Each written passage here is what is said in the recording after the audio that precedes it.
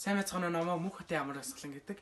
Би Монгол улсын консерваторийн 9 ангид хийл хөгжмөр Төмөн жаргал багшийн удирдлаганд орсуулцдаг.